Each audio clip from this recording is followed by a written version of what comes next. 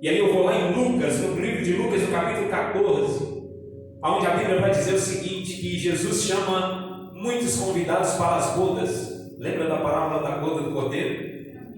Lucas capítulo 14. E aí a Bíblia vai dizer que um após o outro começa a dar desculpas. Eu estou casando, não vai dar para mim nessa festa não. Eu comprei terra, preciso ir lá ver. Minha mãe chegou, eu preciso ir lá estar com ela. E aí, cada um vai dando a sua desculpa. E aí o Senhor vira para os seus servos. E Ele diz: agora então sai pelas ruas e peguem todos quanto acharem e traga para a festa das bodas do Cordeiro. Aleluia. O que eu quero trazer para você é que tem muita coisa te distraindo. A festa das bodas nada mais é do que o próprio Deus convidando para uma festa. Deus nos convida para uma festa todos os dias, mas existem coisas nos distraindo. Amém? Amém. Existem coisas nos distraindo. Muitas vezes é o dinheiro, muitas vezes são os afazeres do dia a dia muito corrido, tempo abreviado. Antigamente um dia era longo, hoje o dia passa assim, ó. Antigamente a noite era mais longa, dava para descansar um pouquinho mais. Hoje as noites estão assim, ó. E muitos de nós já temos acordado cansados. Mas por quê? Porque muitas vezes, até mesmo devido à correria do dia, dormimos pouco. E não necessário para que o corpo seja revigorado. E hoje, para alcançarmos algumas coisas a mais, temos que dedicar mais tempo a algumas outras coisas e a outros afazeres. Amados, nós sabemos tudo sobre isso. Sabemos que é assim. E a vida está cada vez mais pesada e mais difícil. Porém, o que a Bíblia diz no livro de Lucas capítulo 14 é que os servos saem e começam a pegar pessoas e colocarem dentro do ambiente que seria a festa. E eles não chegam nem bem vestidos, ou tomados de banho, ou com perfume, mas eles chegam lá e recebem o quê? Uma veste que os prepara para sentar na mesa. Todo mundo que entrava recebia uma veste. Ou seja, quem preparou a festa já tem tudo pronto para quando você chegar. Se você entender isso, você vai entender que não é sobre sua capacidade, não é sobre aquilo que você adquiriu ao longo da vida de conhecimento, de sabedoria ou de talentos. Tem a ver com o quanto o seu coração está disposto a viver aquilo que Deus ainda tem para você. Glória a Jesus. Aquilo que Deus ainda pode realizar na sua vida e através da sua vida. Deus é Senhor e Ele deseja habitar na nossa vida, mas não em qualquer lugar, de qualquer jeito. Ele quer habitar e tomar o nosso coração. Ele quer ter o nosso coração para que, quando Ele olhar para dentro de nós, as nossas habilidades se tornem pequenas diante do amor que temos por Ele e por Sua presença. O convite nessa noite é simples. Volte a amar Deus sobre todas as coisas. Porque muitas vezes nós falamos que amamos, mas falamos que amamos como Pedro um dia falou: Senhor, eu estou pronto. Você está pronto, Pedro? Estou. Aí vem o primeiro teste e Pedro não passa. Quando era para ele entender o propósito, ele quis proteger Jesus. Deixa eu te falar uma coisa: tem muito crente querendo proteger Jesus. Jesus não está te pedindo para proteger Ele. Jesus está pedindo para você viver o propósito. Aleluia, Jesus. Deixa eu te falar qual que é a diferença A diferença de proteger Jesus e de viver o propósito é que o propósito estava levando Jesus para a cruz. E se Pedro tivesse entendido isso, ele não faria a besteira que ele fez. Então tem hora que você, para viver o propósito, não vai, se você não entender que muitas vezes pelo propósito muita coisa não vai acontecer da forma que a gente vai pensar. A gente é tentado a proteger Jesus na nossa própria vida, e protegendo Jesus a gente sai do propósito. Talvez nós estamos protegendo pessoas para tentar apresentar Jesus para elas, mas elas precisam conhecer Jesus, e às vezes para conhecer Jesus Deus vai levar elas no limite delas. Aleluia, Jesus. Está entendendo ou não? Amém. Aleluia. Porque muitas vezes a dificuldade bate e a gente fala assim: Senhor, mas de novo. E Jesus está dizendo: se você entender o propósito, você não vai murmurar, mas vai me agradecer. Oh, glória.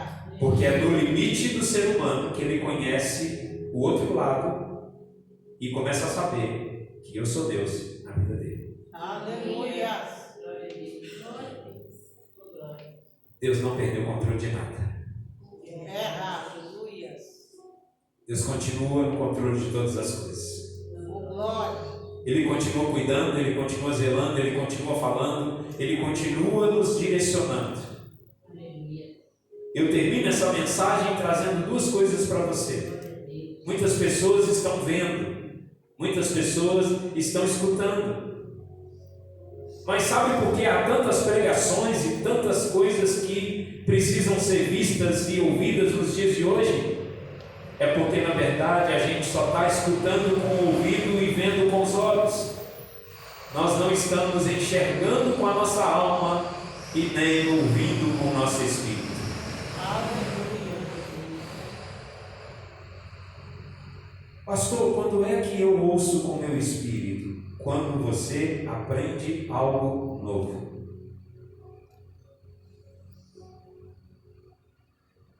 Se você estava aqui na quinta-feira passada e alguma coisa nova você aprendeu, você ouviu.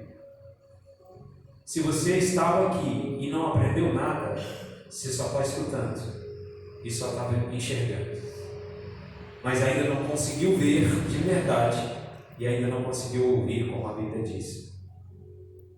Porque a Bíblia, em vários momentos, ela vai dizer: aquele que tem ouvidos, ouça o que o Espírito está dizendo à igreja. Ouvir é totalmente diferente de só escutar. Escutar, a gente escuta tudo. Até o diabo a gente escuta, irmão. Mas ouvir é diferente. Ouvir é quando eu consigo discernir que aquela voz é do meu Senhor ou não. E alguma coisa nova é plantada dentro de mim a partir dali. Aleluia. A palavra de Deus ela vem, e a voz de Deus ela vem para nos transformar, para gerar em nós algo bom, algo novo, que nos alegra independente das circunstâncias. Deus está perto, não se esqueça disso.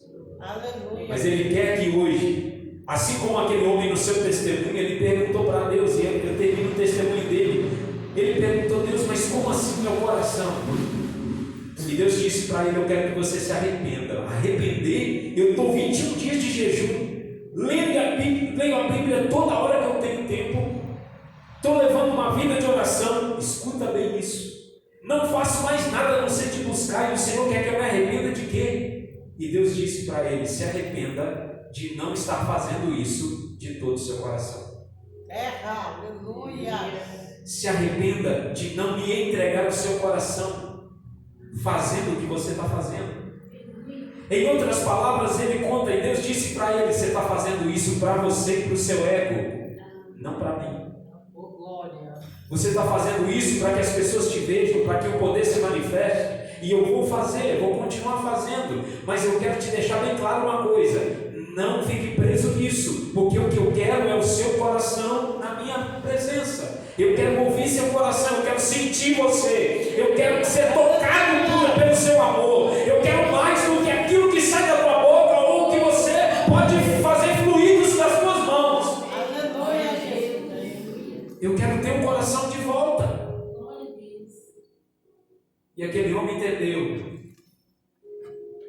Naquele dia ele entregou seu jejum e ele fez uma nova oração. Deus, ainda que nada aconteça,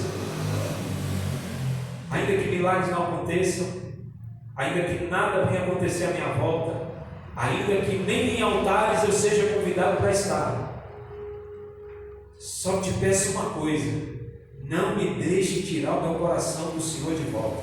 Aleluia, Jesus. Aquele homem entregou o coração dele e ele começou a viver as maiores experiências que ele podia achar que podia viver na presença de Deus. Aleluia, Jesus.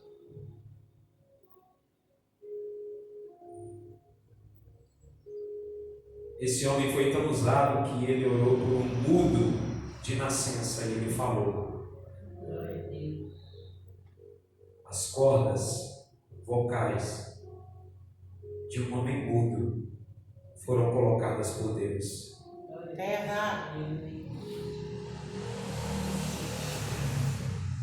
Como que ele reagiu, pastor? Como se fosse a coisa mais simples do mundo. Quando terminou a reunião, ele pegou a Bíblia e foi embora.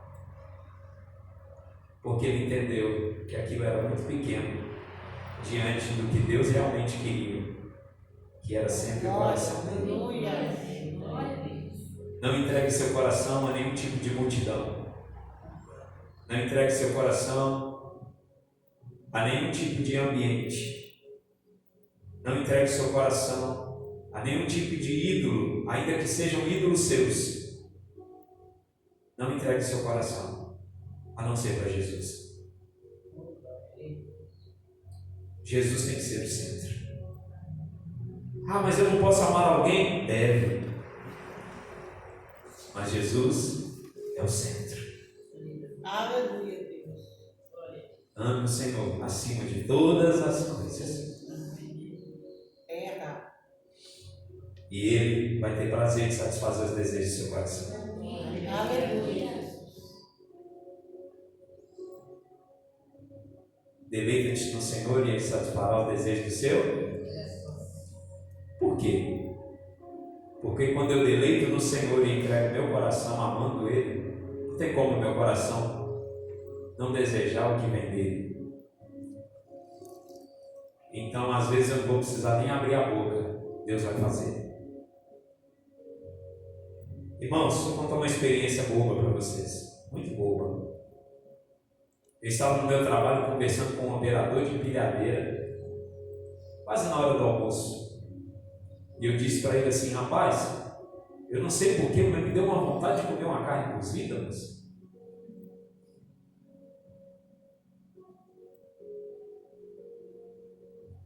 E eu fiquei com aquilo, pensei, falei: papai, vontade de comer uma carne cozida. Sabe aquela coisa mais boba assim, lá na cabeça que você fala com Deus? E sai.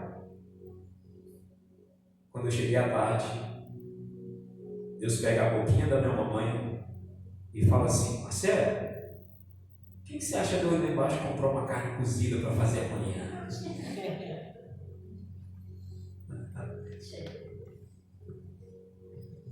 Na hora, aquele testemunho interior lá dentro de mim, Deus falou comigo assim: ó, até nos momentos que você não percebe, eu te ouço. Aleluia, Jesus.